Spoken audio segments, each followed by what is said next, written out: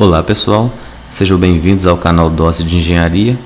Hoje a gente vai dar início ao nosso curso de topografia. Se vocês tiverem dúvidas ou quiserem fazer alguma sugestão, vocês podem fazer isso nos comentários abaixo, ok? Então vamos começar o nosso conteúdo de hoje. Para iniciar, a gente vai conceituar o que é topografia. E topografia, ela vem de uma palavra grega que começa com topos, que é algo como região ou lugar, e grafo, que significa descrever. Portanto, o nome topografia sugere algo como descrição de um lugar ou descrição de uma região. E o que fazemos na topografia é justamente isso. A gente descreve uma porção da superfície terrestre para uma infinidade de coisas, para várias atividades na construção civil. Um dos principais objetivos da topografia é, por exemplo, na locação de construções em geral.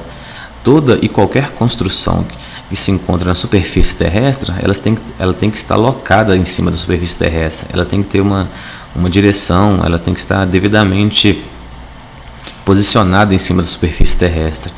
Então a gente é auxiliado pela topografia para fazer a locação dessas construções, desde pequenas obras como casas e edifícios pequenos até grandes obras como grandes viadutos ou estradas quilométricas e por aí vai.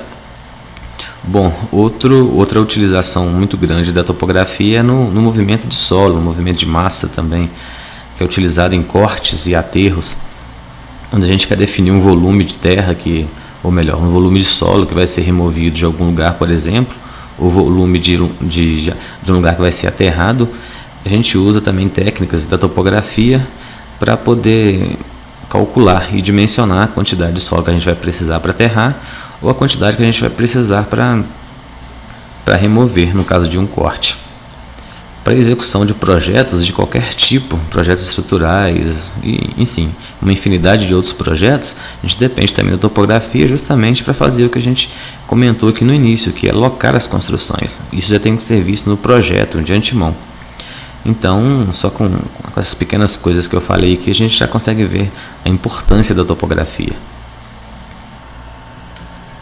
Agora que vimos alguns pontos importantes da topografia, a gente vai entender uma outra questão, que é como é feita a representação de projetos topográficos.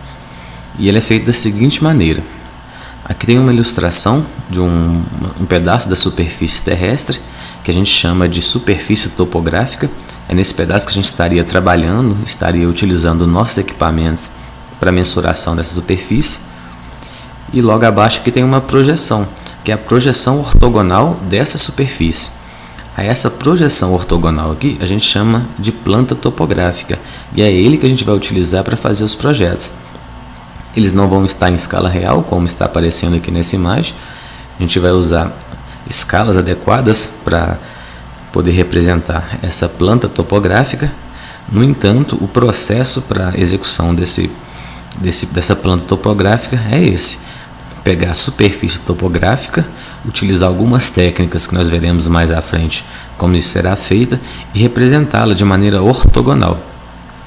E a essa representação, a essa planta topográfica, a gente vai escalonar, a gente vai utilizar algumas escalas adequadas para representá-las em um papel, em um formato de papel que fique adequado para a utilização. Quando a gente faz a representação da superfície topográfica em um plano ortogonal, onde a gente faz o levantamento da planta topográfica, a gente pode dividir esse levantamento em três tipos de levantamento. O primeiro deles seria o que nós chamamos de levantamento topográfico planimétrico.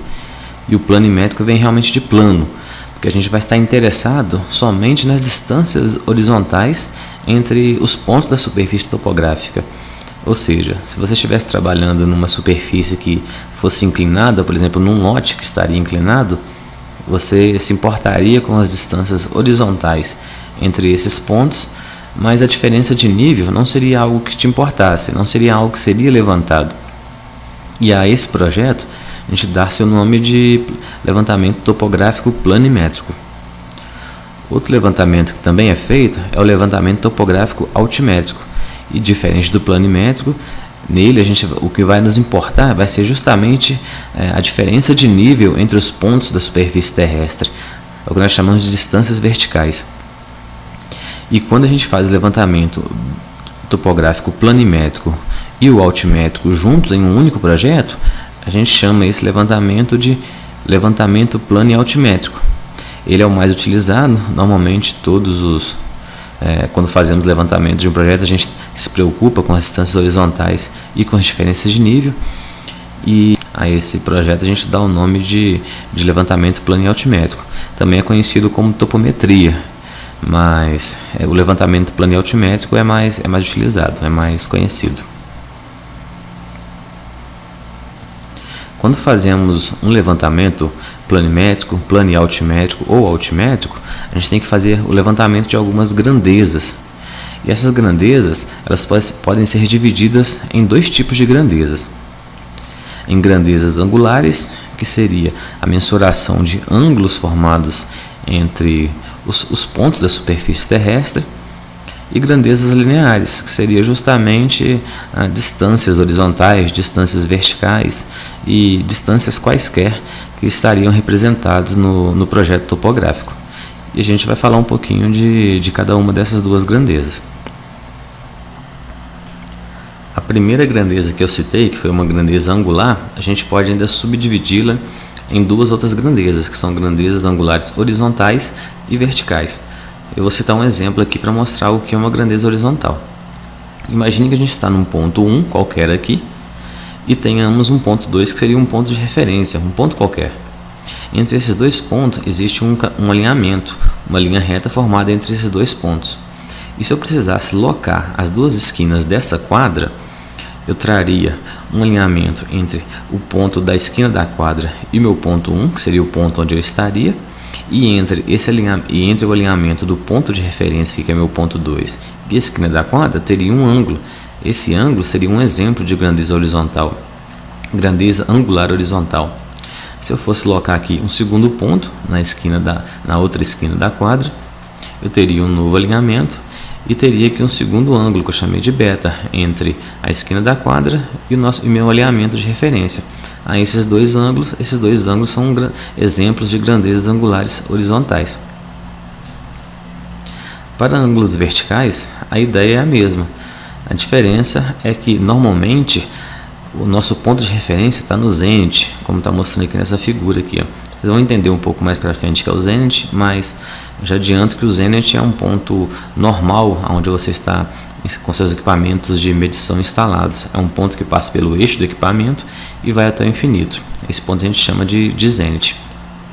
A gente usa ele normalmente como referência, e o ângulo formado entre o zênite e o ponto da superfície terrestre que a gente quer locar aqui vai ter um ângulo vertical associado a essa diferença de valor. E esse ângulo é um exemplo de grandeza vertical. Dei um exemplo aqui de um lote inclinado. Se eu pego um ponto aqui e um ponto na parte de cima desse terreno, eles terão uma diferença de ângulo vertical associado entre os dois pontos, porque eles estão em altitude diferente. Essas grandezas são chamadas de grandezas angulares verticais, também bastante simples de entender. No caso das grandezas lineares, existem 3 grandezas lineares associadas, e eu vou citar quais são elas, fazendo esse exemplozinho aqui dessa figura. Bom, imagine que a gente está nesse ponto aqui, que eu chamei de ponto A, e vamos fazer uma mensuração da distância até o ponto B. Bom, entre esses dois pontos existe uma distância, que eu vou chamar aqui de distância inclinada, DI, que é justamente a distância real existente entre esses dois pontos. No entanto, é a distância real, desconsiderando, obviamente, a irregularidade do terreno. É simplesmente a distância, nós chamamos de DI, distância inclinada até o ponto nosso de referência, que é o ponto B. Entre esses dois pontos, o ponto A e o ponto B, existe também uma distância que a gente chama de DH, que é a distância horizontal. Essa distância horizontal nada mais é do que a projeção dessa distância inclinada ortogonalmente aqui nesse plano, que é justamente essa distância horizontal que a gente usa lá na planta topográfica que eu mostrei vocês no início da aula. Então a gente tem duas distâncias associadas até o momento, que é a distância inclinada e a distância horizontal.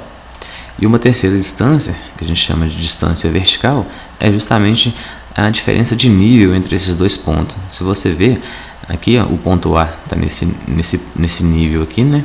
A gente podia pôr um nível de referência, por exemplo, 0 aqui.